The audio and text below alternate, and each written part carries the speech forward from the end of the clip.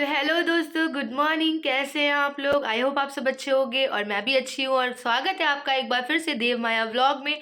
और अभी मैं सो के उठी हूँ और फिर हम लोग आज मनाएंगे श्याम बाबा जी का बर्थडे, जिसकी प्रिपरेशन मैं अभी नहीं कर पाई हूँ। अभी मैं जाऊँगी मार्केट उसकी प्रिपरेशन करने के लिए कि क्या लाना है क्या नहीं लाना है।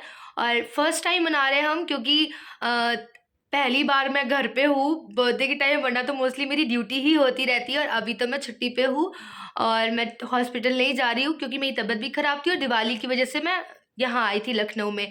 तो आज हम मनाएंगे श्याम बाबा का बर्थडे, और देखना मत भूलिएगा कि हमने बर्थडे कितना अच्छा मनाया है।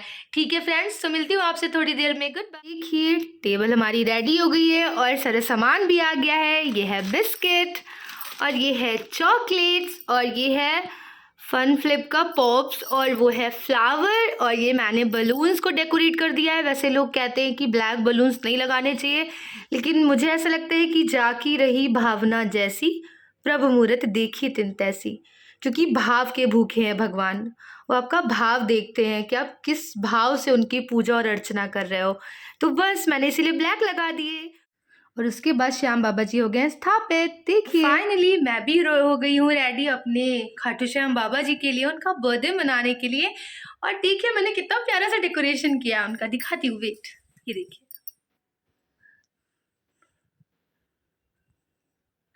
बहुत प्यारे लग रहे हैं। और ये मैंने केक डेकोरेट किया है इनका। मिठाई के पीसेस मंगाए थे मैंने, उनको ही मैश करके से गोल सा कर लिया है और इसमें कैंडल लगा दिया है। लेकिन हम लोग कैंडल को फूकेंगे नहीं, क्योंकि कहा जाता है, हमारे मम्मी पापा कहते थे कि कैंडल को कभी नहीं बुझाते, तो उसे एट इट इज़ जलने ही देंगे और जैसे हैं वैसे ही रहेंगे। और जब ये कैंडल अपने आप शांत हो जाएंगी, जैसे दिए की लौ शांत होती है, उसके बाद हम लोग सब लोग केक खाएंगे। और हमारे कन्हैया जी का बर्थडे हम लोग अच्छे से सेलिब्रेट कर रहे हैं। और आप लोगों ने बर्थडे सेलिब्रेट किया कि नहीं? अगर नहीं किया तो कोई बात नहीं, आप सबके लिए भी मैं कन्हैया जी से बहुत ढेर सारी जो है ना दुआएं मांग लूँगी। और आप लोगों को अपनी बेस्ट विशेज़ में तो मैं हमेशा ही याद रखती हूँ। और अब मैं करने जा रही हूँ इनकी आरती और अपने भगवान जी की भी आरती, क्योंकि इनकी आरती का हो गया है समय। मिलती हूँ थोड़ी देर में, बाय।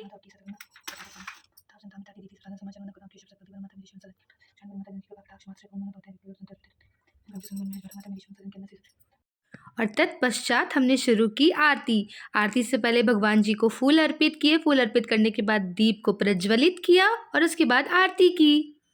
जी विराज कैलाश पर्वत पे, शिव जी विराज सब में गणपति पार्वती, कर भोले की आरती। नमो नमो शिव गावती, कर भोले की आरती हो गई हमारी, देखिए।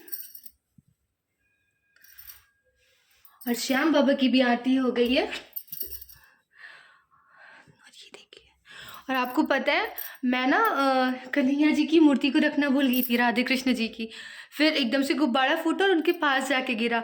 तो मुझे लगा कि मैंने जो स्टोरी सुनी है उसमें श्याम बाबा जी ने कहा था कि मेरा नाम ना लेके जो हारे के सहारे बाबा खाटू श्याम जी का नाम लेगा तो उसके सारे कष्ट मिट जाएंगे। तो मुझे लगा इनके बिना तो ये अधूरे हैं और उनके बिना ये, तो मैंने इनको भी रख लिया है। तब देखिए, अब इनका समय हो गया है केक काटने का। और अब हम लोग जा रहे हैं केक को काटने के लिए। काटने का इन द सेंस चाकू वाला नहीं, मतलब कैंडल जलाएंगे और जब वो शांत हो जाएंगे उसके बाद सबको भोग और प्रसाद देंगे, जो भी घर में लोग हैं। तो केक काटेंगे वाटेंगे नहीं, क्योंकि ईश्वर ने ये प्रथा कभी नहीं चलाई है, हम ही लोग हैं जो चला रहे हैं, तो इसीलिए। और आपको कैसा लग रहा है और डेकोरेशन कैसा लगा है मुझे कमेंट्स में बताएं। और देखिए, फिर हमने कैंडल को जलाया और उसकी बात तो इस केक में ना जैसे बाबा जी ने 4 चांद लगा दिए हो। ये तो इतनी छोटू सी मिठाई थी, लेकिन इसका रूप इनकी वजह से इतना प्यारा लगने लगा कि बहुत सुंदर लग रही थी, बहुत ही ज़्यादा सुंदर।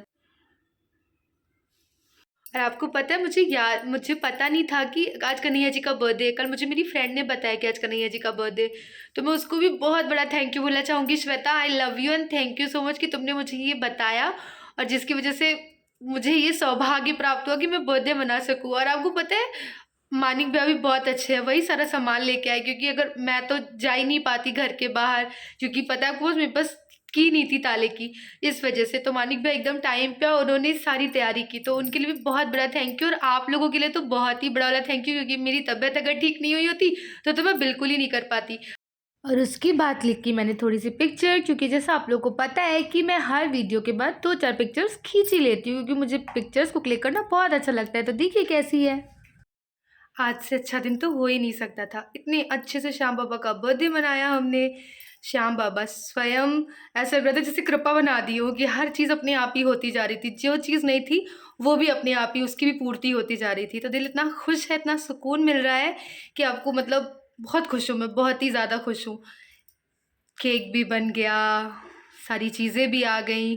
और आपको पता है ये श्याम जी की मूर्ति भी हमको ना अभी रिसेंटली अंशु को देके गया था, तो मुझे लग रहा था कि ये नियति में ही लिखा था कि इनकी मर्ज़ी थी और इनकी मर्ज़ी के हिसाब से ही हमने ये सब किया है। मतलब क्या ये ज़रिया है हम तो इनका कि ये जो चाहते हैं हम तो वही करते हैं। तो बहुत बहुत बहुत धन्यवाद बाबा जी कि आपने मुझे ये सौभाग्य दिया, और बहुत बहुत धन्यवाद आप सभी का कि आप लोग मुझे ढेर सारा प्यार दे रहे हो। और श्याम बाबा जी का बर्थडे और मैं 2 लाइनें ना कहूँ ये तो गलत बात है ना।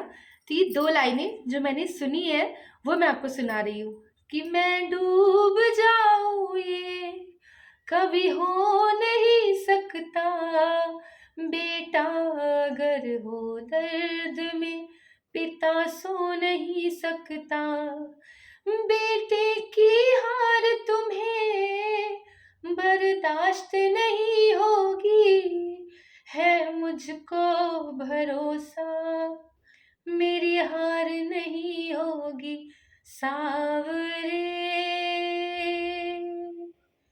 सर पे तेरा हाथ है सावरे, तू हरदम मेरे साथ है। जय श्री श्याम। कैसा लगा है मुझे ज़रूर बताइएगा। चैनल को लाइक शेयर सब्सक्राइब करना तो बिल्कुल मत भूलिएगा, और हिट द बेल आइकन ताकि न्यू अपडेट्स मिलते रहे। Bye friends, love you all, Tata.